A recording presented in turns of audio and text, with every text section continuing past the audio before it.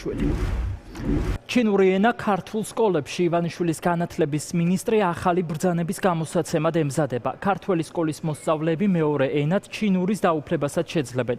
ან უფრო მარტივად რომ აგიხსნათ, ინგლისური ენა ისევ პრიორიტეტული უცხო ენა იქნება, თუმცა იარსებებს არჩევანიც, რომლის მოთხოვნაც ახლა ნამდვილად არ არსებობს. რატომ არის საჭირო გერმანულის, ფრანგულის და რუსულის გარდა პროგრამაში ჩინური ენის დამკვიდრებაც? განათლების ექსპერტები ფიქრობენ, რომ ეს ცვლილება უფრო მეტად ოცნების პოლიტიკური განაცხადია. არავისთვისაა უცნობი, რომ ივანიშვილის რეჟიმი ყველაფერს აკეთებს კომუნისტურ ჩინეთთან დასაახლოებლად.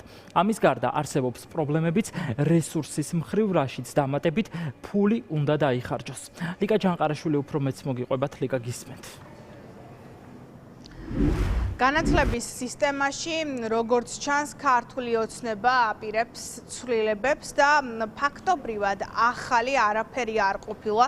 ახალი ხედვის წარდგენის დროს ჩინური ენის მეორე ენად დამატების გარდა.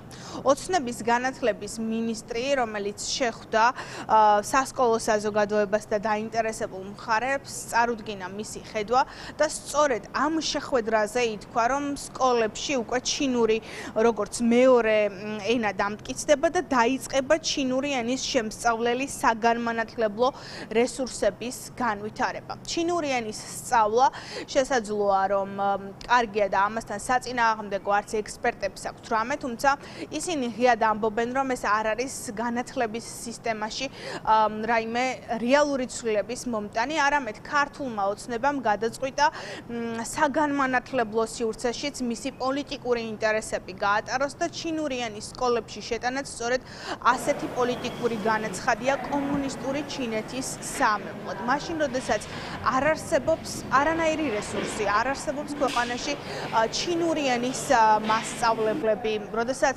სკოლებში არის ძალიან ბევრი პრობლემა მოსაგვარებელი, ამ ფონზე რატომ ხდება მნიშვნელოვანი ჩინური ენის შესწავლა, ეს არის მთავარი კითხვა. ექსპერტები ამბობენ, რომ პოლიტიკური განაცხადი არის სწორედ ავტორიტარულ რეჟიმებზე ქართული ოცნების რეჟიმის მხრიდან არჩევანის გაკეთება და სწორედ ამას ამტკიცებს განათლების სისტემაში ჩინური ენის შემოტანითა და დანერგვითაც. ეს გადაწყვეტილება თუ მისი საბოლოოდ რეალიზება მოხდება, არის ეთნმშრომლოვანი დასტური იმისი, რომ ქართული ოცნება საბოლოოდ ჩამოყალიბებულია ამ ქვეყნის მომავალი დაინახოს ავტორიტარული, ერთპარტიული, კომუნისტური მმართველობის სამყაროს წიაღში. საქართველოში 70 წლის განმავლობაში ოფიციალური სახელმწიფო ენასთან გათანაბრებული ენა იყო რუსული ენა.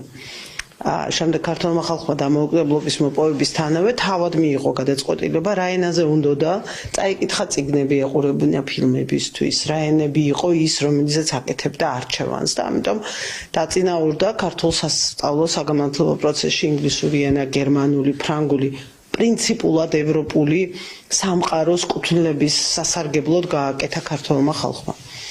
ეხლა ზუსტად ისე როგორც საბჭოთა პერიოდში ხდებოდა, ქართულმა ოცნებამ გადაწყვიტა, რომ მან უნდა დაადგინოს, მან უნდა გადაწყვიტოს ყველა ჩვენგანისთვის, რა არის ის ენა, რომელიც აუცილებლად უნდა ვიცოდეთ და რა თქმა უნდა არჩევანი გააკეთა სწორედ ავტორიტარული სამყაროს მიმართულებით და სასარგებლოდ და ამიტომ ვიღებთ ჩინურ ენას. პირველი ეს შეიძლება იყოს პოლიტიკური ჟესტი, როდესაც ჩინურ ენას აყენებს შენ საგანმანათლებლო სივრცეში.